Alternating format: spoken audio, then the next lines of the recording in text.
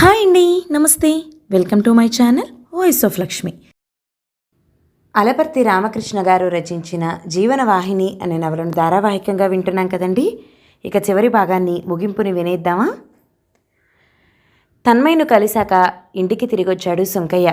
ఇంట్లోకి వెళ్లకుండా ప్రహరీ గోడ పక్కన ఉన్న చెట్ల నీడలో కూర్చున్నాడు. తన్మయ్ మళ్ళీ పెళ్లి చేసుకోబోతున్నాడన్న వార్త ఆనందాన్ని కలిగించింది. విష్ణు నచ్చచెప్పడంతో నైమిష విడాకులు ఇవ్వడానికి ఒప్పుకుందని తన్మయ్ చెప్పడం గుర్తొచ్చింది. నైమిష అంత తేలిగ్గా ఒప్పుకుంటుందా? అసలు కారణం అది కాదు. గతంలోకి జారుకున్నాడు సుంకయ్య. ఇద్దరు అన్నదమ్ములం తాము. తాను చిన్నవాడు. తండ్రి కుప్పుస్వామి దగ్గర పనిచేసే రోజుల్లోనే అన్నకు పెళ్లి చేశారు. అన్నావదినలు అన్యోన్యంగానే ఉండేవారు. తాత నుండి సంక్రమించిన 2 ఎకరాల పొలం మీద వచ్చే కొద్ది ఆదాయంతోనే కుటుంబాన్ని నెట్టుకొచ్చేవారు. అన్నకు ఒక్కతే కూతురు. ఆ అమ్మాయి పేరు వాసంతి. సన్నగా పొడుగ్గా అప్పుడే వచ్చిన పున్నాగ పువ్వులా ఉండేది. శివయ్య ఎక్కడో బంధువుల పెళ్లిలో వాసంతిని చూశాడు. మనసు పారేసుకున్నాడు ఆ అమ్మాయి మీద. వాళ్ళ నాన్నది ట్రాన్స్పోర్ట్ బిజినెస్. బాగా ఆస్తి ఉంది. ఒక్కడే కొడుకవటంతో అతను కోరుకున్నట్లే వాసంతి ఆ ఇంటి కోడలయింది. వాసంతి గురించి అన్ని విషయాలు వాళ్లకు చెప్పి అన్నయ్య కూతుర్ని పెళ్లి చేశాడని తాను అనుకున్నాడు. అప్పుడప్పుడు వాసంతికి ఫిట్స్ వచ్చేవి పెళ్లికి ముందు కూడా. పెళ్లి జరిగి పిల్లలు పుట్టాక ఆ ఫిట్స్ రావని డాక్టర్లు అన్నయ్యకి చెప్పడంతో కూతురి పెళ్లి చేశాడు. పెళ్ళయ్యాక అప్పుడప్పుడు కూతురి దగ్గరికి వెళ్ళి అచ్చటా ముచ్చటా చూడాలని ఉబలాట పడేవాళ్ళు అన్నయ్య వదినలు. పండుగలకు అల్లుణ్ణి కూతుర్ని ఇంటికి పిలిచినా వచ్చేవారు కాదు. విజయవాడలో కూతురింటికి వెళ్ళిన గుమ్మంలోనే మాట్లాడి వెనక్కి పంపించేవాళ్ళు. ఊళ్ళో అందరూ అడిగేవారు అన్నయ్యను, మీ అల్లుడు కూతురు మీ ఇంటికి ఒక్కసారి కూడా రాలేదేం, పోట్లాడుకున్నారా అని. అలాంటిదేం లేదని చెప్పినా నమ్మేవారు కాదు. వాసంతికి తల్లిదండ్రులను చూడాలనిపించి భర్త శివయ్యను అనుమతి అడిగితే, వెళ్ళాలనుకుంటే వెళ్ళు, మళ్ళీ మా ఇంటి గడప తొక్కకు అన్నాడు. ఆ అమ్మాయినేం ఇబ్బంది పెట్టేవాళ్ళు కాదు. ఎంతో ఆప్యాయంగా చూసేవాళ్ళు ఇంట్లో వారందరూ. కూతురికి ఉత్తరాలు రాసేవాళ్ళ అన్నయ్య వదినలు. ఏ ఉత్తరానికి జవాబు వచ్చేది కాదు.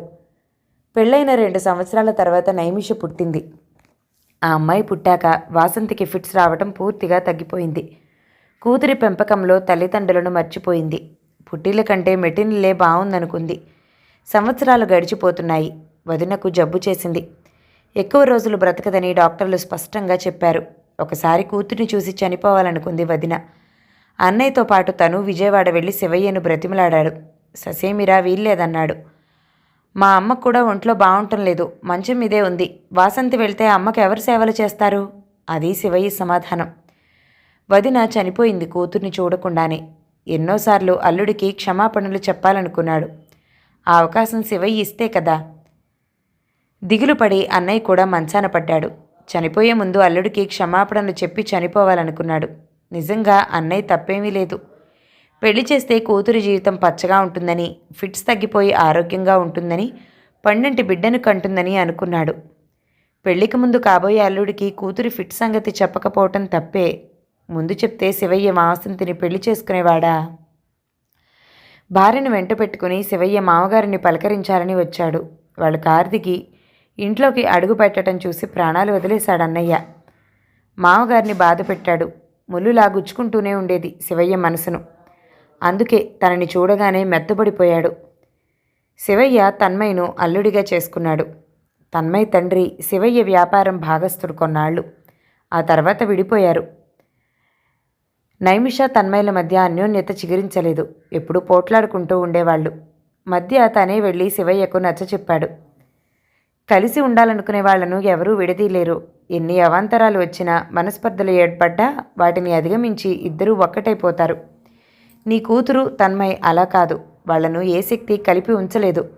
విడాకులు తీసుకోమని నీ కూతురికి చెప్పు. చక్కగా నచ్చిన వాడిని పెళ్లి చేసుకోమని నచ్చచెప్పు అన్నానతనితో. ఏ గుణాన ఉన్నాడో తను చెప్పింది అతనికి నచ్చింది. నైమిష విడాకులకు ఒప్పుకుంది కోర్టులో. సమస్య పరిష్కారమైంది. తన్మయ్ కూడా మరో అమ్మాయిని పెళ్లి చేసుకోబోతున్నాడు. కథ సుఖాంతం అవబోతుంది అనుకున్నాడు సుంకయ్య. మరుసటి రోజు కారులో రిజిస్ట్రార్ ఆఫీస్కి వెళ్ళాడు సుంకయ్య. తన్మయ్, లోలిత పక్కపక్కన నిలబడి రిజిస్ట్రార్ ఇచ్చిన పత్రాలు చదివి ఒకరిని చూసి మరొకరు నవ్వుకుంటున్నారు. వాళ్ళిద్దరినీ చూసి ఆశ్చర్యపోయాడు సుంకయ్య. రిజిస్ట్రార్లో వాళ్ళిద్దరూ సంతకాలు చేశారు. గులాబీ పూల దండలను ఒకరి మెడలో మరొకరు వేశారు. అందరూ చప్పట్లు చరిచారు. అక్కడ ఉన్న వాళ్ళందరికీ స్వీట్లు పంచాడు తన్మయ్ స్నేహితుడు. నూతన దంపతులు సిరిచందన దగ్గరకొచ్చి పాదాభివందనం చేసి మొదట ఆమె ఆశీస్సులు తీసుకున్నారు. ఆ తర్వాత సుంకయ్య దగ్గరికొచ్చి నమస్కరించారు. ఎవరో సుంకయ్య చేతిలో అక్షింతలు ఉంచారు. వాళ్ళిద్దరినీ దీవించాడు సుంకయ్య. పిల్లా పాపలతో కలకాలం వర్ధిల్లండి, అన్యోన్యంగా కలిసిమెలిసి ఉండండి. మేమిద్దరం వారం రోజుల్లో ఆస్ట్రేలియా వెళ్ళిపోతున్నాం. 2-3 సంవత్సరాల తర్వాత కానీ తిరిగి రాం అన్నాడు తన్మయ్. లోలిత తల నిమురుతూ, మీ నాన్నకు నీ పెళ్లి విషయం చెప్పావా అని అడిగాడు సుంకయ్య. మేమిద్దరం పెళ్లి చేసుకోవాలని 2 ఏళ్ల కిందటే అనుకున్నాం. నాన్న మా పెళ్లికి అడ్డుపడి ఈ కథని ఇంతవరకు లాక్కొచ్చాడు. నైమిషను పెళ్లి చేసుకుని తన్మయ్ ఎన్నో ఇబ్బందులు పడ్డాడు. విష్ణుతో నా పెళ్లి జరిగితే అతని గుండె బెదిరిపోతుంది. మా చెల్లెలు లాలస లోపల కుమిలి కుమిలి ఏడుస్తుంది. ఇంతమందిని ఇబ్బంది పెట్టి విష్ణును పెళ్లి చేసుకోవాలా? గుండెల్లో గుడి కట్టి నన్ను దేవతలా ఆరాధించే తన్మయ్యను పెళ్లి చేసుకోవడమే ఉత్తమమని తోచింది. ఆలస్యం చేయకుండా పెళ్లి చేసుకున్నాం. మా నాన్నను చెల్లెల్ని సర్ప్రైజ్ చేయాలని ముందు వాళ్ళకి చెప్పలేదు. మళ్ళీ మా నాన్న మడత పేచి పెట్టకుండా ఉంటేనే పెళ్లి ఏర్పాట్లు చేసుకుని భార్యాభర్తలం అయ్యాం అంది లోలిత.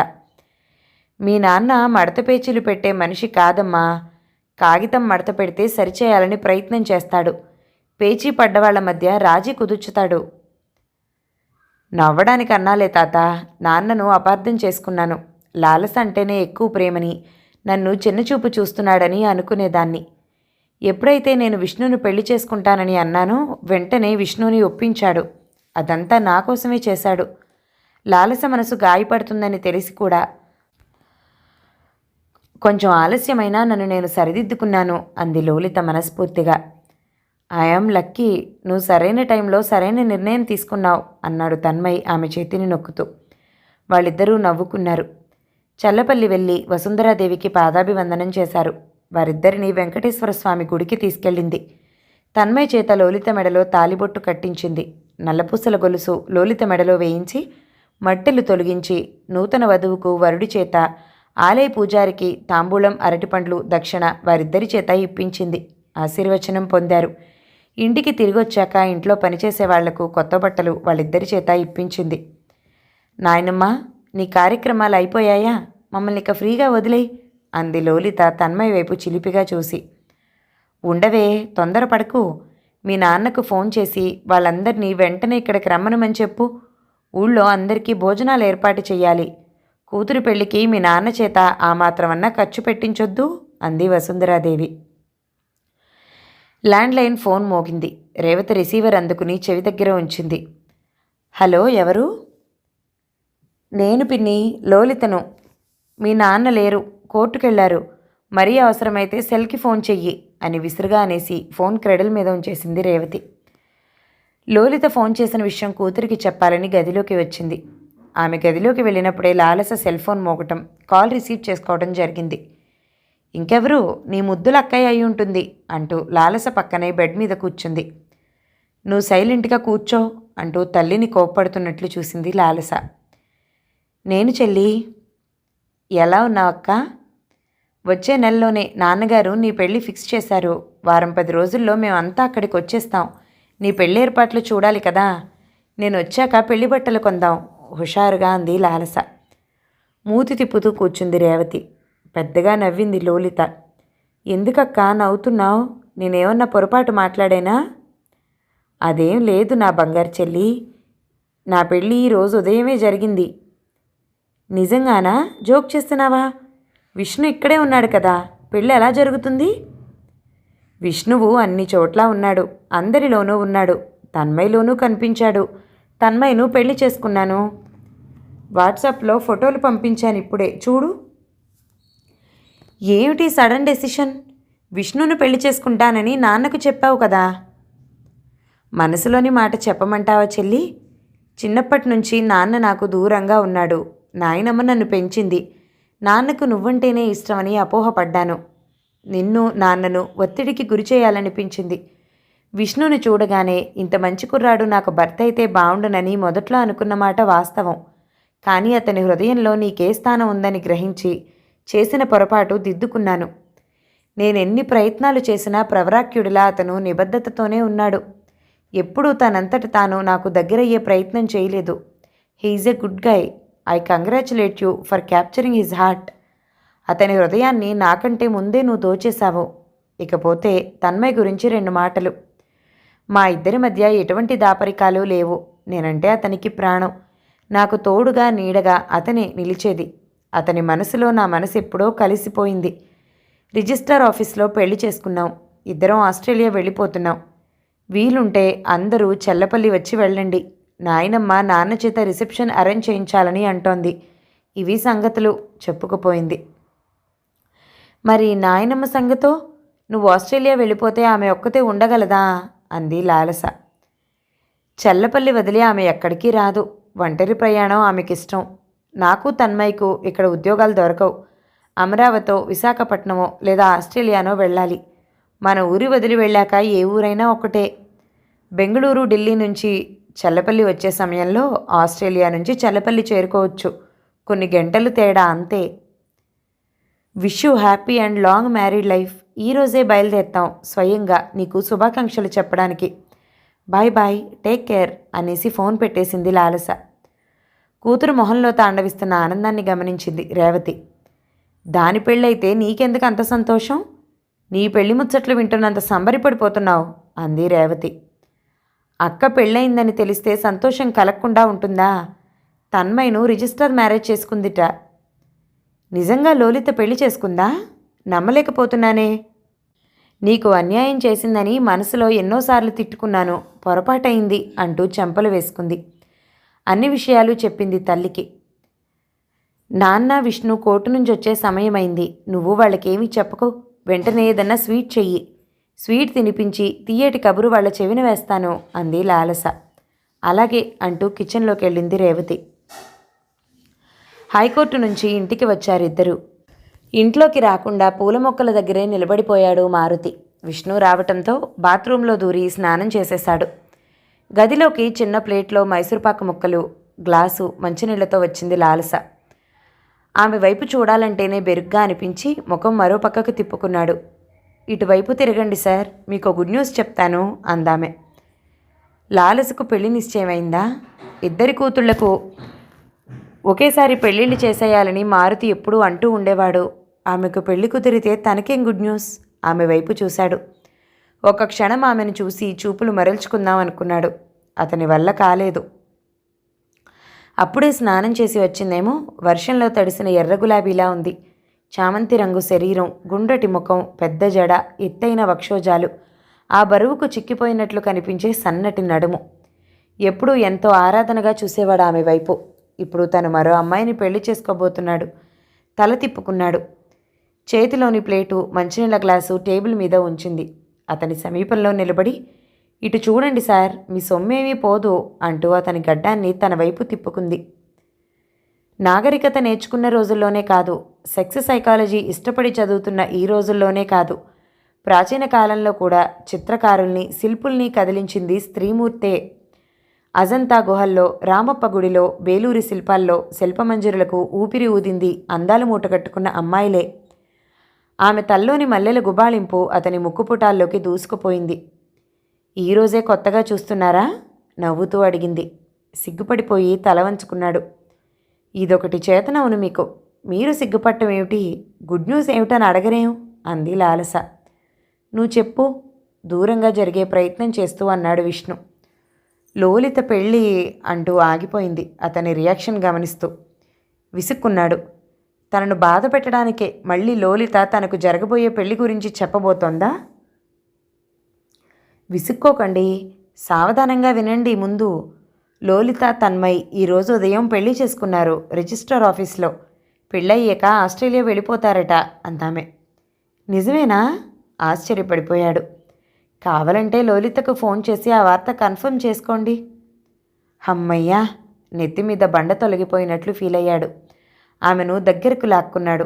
ఆమెను చుట్టుకుపోయి గులాబీ రేకుల్లాగా సుకుమారంగా ఉన్న ఆమె పెదాలపై ముద్దుల వర్షం కురిపించాడు. ఎటువంటి హెచ్చరికలు లేకుండా తుఫాను వచ్చినట్లు ఏమిటి తొందరపాటు? ఆమె కోప్పడిందేమోనని దూరంగా జరిగాడు. అతను బెదిరిపోవటం చూసి నవ్వేసింది. మైసూరుపాకు మొక్క తెచ్చి అతని నోట్లో ఉంచింది. తీయటి కబురు చెప్పావు అంటూ సగం ముక్క తన నోట్లోది తీసి ఆమె నోట్లో కుక్కాడు. మంచినీళ్ళ గ్లాస్ అందించింది. పాల గ్లాస్ అనుకున్నాను. తొందర పడకండి, ఆ రోజు దగ్గరలోనే ఉంది అనేసి ఆ గదిలో నుండి హాల్లోకి వచ్చింది. ఆమె వెనకే నవ్వుకుంటూ నడిచాడు విష్ణు. హాల్లో సోఫాలో కూర్చున్నాడు మారుతి. అతని పక్కన కూర్చుంది రేవతి. తొందరగా వీళ్ళిద్దరి పెళ్లి జరిపించండి అంది రేవతి కూతురి చెయ్యందుకుని నిమురుతూ. ఏమిటంత తొందర అడిగాడు మారుతి. తొందర పడకపోతే మళ్ళీ మీ పెద్ద కూతురు తన్మయ్యకి విడాకులిచ్చి మళ్ళీ విష్ణుని పెళ్లి చేసుకుంటానని పేచీ పెడుతుంది. మీరు జడ్జీలాగా లోలితకు అనుకూలంగా తీర్పు చెప్తారు అంది రేవతి. న్యాయం ఎటువైపు ఉంటే నాన్న అటే తీర్పు చెప్తారు అంది లాలస తండ్రికి మద్దతుగా. లోలితది పిక్కల్ మైండ్ కాదు, ఊగిసలాడే మనస్తత్వం కాదు నువ్వు అనుకున్నట్లు. మొదటి నుంచి తన్మయ్య చుట్టూ తిరుగుతుంది, చివరికి అతన్నే పెళ్లి చేసుకుంది. విష్ణుని పెళ్లి చేసుకుంటానని మా అమ్మ చేత అడిగించడానికి కూడా ఓ కారణం ఉంది. తండ్రిగా నేను ఎటు మొగ్గు చూపుతానో తెలుసుకోవాలనుకుంది. విష్ణుకు కూడా పరీక్ష పెట్టింది. చివరకు మంచి నిర్ణయమే తీసుకుంది. మనకు చెప్పకుండా పెళ్లి చేసుకుంది. No regrets. చేసింది మంచి పనే కాబట్టి ముందు చెప్పకపోయినా పర్వాలేదు. I can understand my daughter తలాడిస్తూ అన్నాడు మారుతి. వెంటనే కారులో చెల్లపల్లి వెళ్దాం, నూతన దంపతులను ఆశీర్వదించాలి కదా అంది రేవతి. అందరూ ప్రయాణానికి సిద్ధమయ్యారు. కారు సూర్యాపేట ఫుడ్ కోర్ట్ దగ్గర ఆగినప్పుడు మారుతికి ఓ ఆలోచన తట్టింది. అందరం వారం రోజులు చెల్లపల్లిలోనే ఉందాం. 2-3 రోజుల్లో మంచి ముహూర్తం చూసి విష్ణు లాలస పెళ్లి కూడా అక్కడే జరిపించేస్తాను. హైదరాబాద్ తిరిగి వచ్చాక రిసెప్షన్ అరేంజ్ చేద్దాం అన్నాడు మారుతి కాఫీ తాగుతూ. వెరీ గుడ్ ఐడియా అంది లాలస. ఏమిటంత తొందర? బంధువులందరినీ పిలవాలి, నగలు బట్టలు కొనాలి అంటూ ఏదో చెప్పబోయింది రేవతి. వాళ్ళిద్దరికీ వెంటనే పెళ్లి చేయాలని నువ్వే అన్నావు కదా. ఇద్దరి కూతురు పెళ్ళిళ్ళు మా ఇంటి లోగిల్లో జరగాలనుకున్నాను. పెద్దదాని పెళ్ళైపోయింది కాబట్టి ఉదయం తన్మయ లోలిత రిసెప్షన్, రాత్రికి లాలస విష్ణుల పెళ్లి సందడి. అబ్బాయి అభిప్రాయం కనుక్కోరా? మీ తమ్ముడిని ప్రత్యేకంగా అడగనవసరం లేదు మమ్మీ. మంచినీళ్ళ గ్లాస్ అందిస్తుంటే పాల గ్లాస్తో నేను శోభనం గదిలోకి వచ్చినట్లు ఊహల్లో తేలిపోతున్నాడు. తొందరగానే మా పెళ్లి జరిపించండి అంది లాలస. మారుతి రేవతి నవ్వుకున్నారు.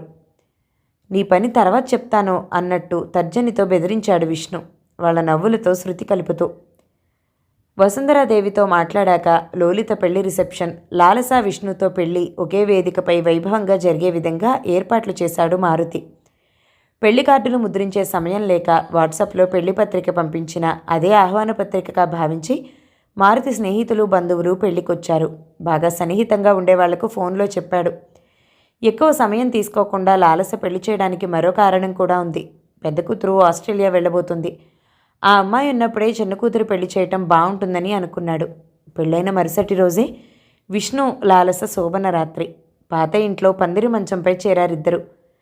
రాత్రిళ్ళు నిద్ర పట్టడం లేదు అన్నాడు విష్ణు ఆమె అందించిన పాల గ్లాస్ పక్కన పెడుతూ. ఎందుకో పాపం, కోరుకున్నవన్నీ దొరికాయిగా. నువ్వు ఇంట్లో ఎప్పుడు ఒంటరిగా దొరుకుతావా, నీ దొండపండు లాంటి పెదాలు ఎప్పుడు ముద్దు పెట్టుకుంటానా అని ఒకటే ఆరాటం. అటువంటి ఆలోచనలు ముసిరితే నిద్ర ఏం పడుతుంది? ముద్దు పెట్టుకున్నాక మొద్దు నిద్రపోతారా ఏమిటి? తదుపరి కార్యక్రమాలేవి ఉండవా అంది చిలిపిగా నవ్వుతూ. అబ్బో, డాక్టర్ అమ్మకి మాటలు కూడా వచ్చే అన్నాడతను ఆమె నడుం చుట్టూ చేయి బిగించి. పాల గ్లాస్ అందుకుని గడగడ తాగేయబోయాడు. మరి నాకో అంది లాలస. నీకెందుకు? కష్టపడి పని చేయబోయేది నేనైతే. పెద్ద మగాడు నవ్వేసింది. ఇద్దరూ చెరిసగం తాగారు. అతని కౌగిట్లో ఒరిగిపోయిందామె. ఆస్ట్రేలియా చేరుకున్నారు తన్మయ్, లోలిత. గోల్డ్ కోస్ట్లో వాళ్ళుండేది. ఎటు చూసినా ఎత్తైన భవనాలు.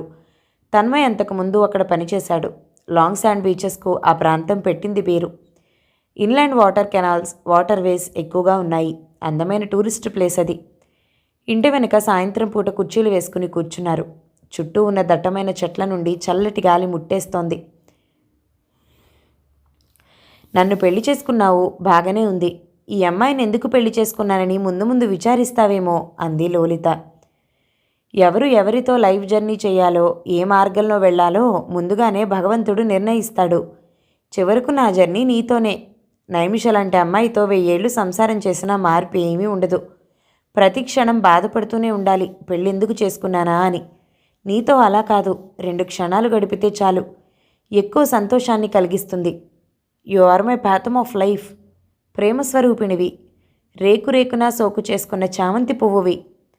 అతను మాటలు వింటూ ఉంటే ఆమె చెక్కిళ్ళు ఎరుపెక్కాయి. ఆ సోయగాలు చూస్తూ ఎంతోసేపు అలా కూర్చుండిపోయాడు. బాగా చలిగా ఉంది, లోపలికి వెళ్దాం అంది లోలిత. అతని వెచ్చటి కౌగిలిలో ఒదిగిపోయింది లోపలికెళ్ళాక. కోర్టులో కేస్ హియరింగ్ నడుస్తోంది. మారుతి పక్కనే కూర్చున్నాడు విష్ణు. చెప్పిందే చెప్తూ వాదనను సాగదీస్తున్నాడు ప్లీడర్. జడ్జి గారు సావధానంగా వింటున్నారు విసుక్కోకుండా. సార్, ఇంటికి వెళ్తున్నాను అన్నాడు విష్ణు మారుతి చెవిలో మెల్లగా. అర్జెంటా? నేచర్ కాలా? ఇంటికి వెళ్ళడం ఎందుకు? టాయిలెట్స్ కోట ఆవరణలో ఉన్నాయి కదా అన్నాడు మారుతి. అది కాదు నసిగాడు విష్ణు. సర్లే వెళ్ళు. అతను వెళ్ళాక గుర్తొచ్చింది మారుతికి. పిల్లలు పుట్టేదాకా పెళ్ళాన్ని క్షణం వదలరు అనుకుంటూ తనలో తానే నవ్వుకున్నాడు. మీ అపోనెంట్ ఆర్గ్యుమెంట్స్ వింటుంటే నవ్వొస్తోందా అడిగాడు జడ్జి మారుతి నవ్వుకోవటం చూసి. అదేమీ లేదు your honour, very interesting arguments అన్నాడు మారుతి మళ్ళీ నవ్వుకుంటూ విష్ణు అవస్థ గుర్తొచ్చి. విష్ణుకు కోర్టులో కాలు నిలవటం లేదు. పెళ్ళయ్యాక కోర్టు ఆవరణలోకి రావటంతోనే ఎప్పుడు ఇంటికి వెళ్ళాలా అనే ఆరాటం. లాలస కూడా అంతే. హాస్పిటల్లో ఎక్కువసేపు ఉండటం లేదు. ఆమె హాస్పిటల్ నుండి ఇంటికి వచ్చేసరికి సన్నజాజి పందిరి దగ్గర చేరి పూలు కోసి స్టీల్ గిన్నెను నింపుతున్న విష్ణు కనిపించాడు.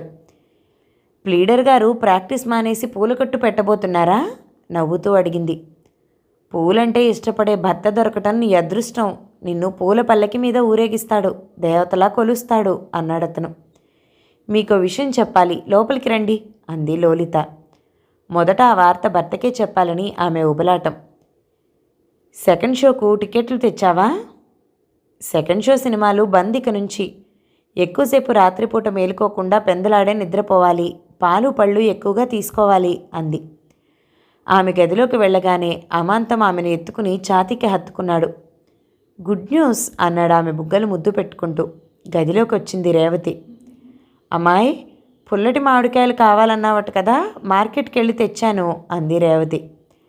అత్తయ్య, మీ అమ్మాయి సిగ్గుపడాలి కదా, ఆ లక్షణాలు ఏవి కనిపించటం లేదు. పైగా నవ్వుతోంది ఏదో ఘనకార్యం చేసినట్లు. డాక్టర్ కదా, ఉదయం నుంచి సాయంత్రం దాకా డెలివరీ కేసులు డీల్ చేస్తుంది. అదేం విశేషంగా అనిపించటం లేదు. అమ్మమ్మ నవ్వుతున్నానన్న సంతోషం నన్ను నిలవనివ్వటం లేదు అంది రేవతి. చల్లపల్లికి లోలిత తన్మయ్ వచ్చారు ఆస్ట్రేలియా నుంచి 8 నెలల ఆడబిడ్డనెత్తుకుని. వసుంధరాదేవి ఆనందం అంతా ఇంతా కాదు. ముదిమనవరాల్ని చూస్తానని కల్లో కూడా అనుకోలేదు. ఈ అదృష్టం చాలు జీవితానికి. ఏ క్షణాన భగవంతుడి నుంచి పిలుపు వచ్చినా సంతోషంగా వెళ్ళిపోతాను అంది ఆమె మనవరాల్ని ఒళ్ళో పడుకోబెట్టుకుని. వాళ్ళని చూడటానికి లాలస విష్ణు వచ్చారు చల్లపల్లికి. ఇల్లంతా సందడి సందడిగా ఉంది. ఏం పేరు పెట్టావు మీ అమ్మాయికి అడిగింది లాలస లోలితను. వసుంధర. పొంగిపోయింది వసుంధరాదేవి. నాన్న రాలేదేం అడిగింది లోలిత. ఢిల్లీ వెళ్ళారు, రేపొచ్చేస్తారు. అమ్మా నాన్న కలిసి వస్తారు మీ అమ్మాయిని చూడటానికి.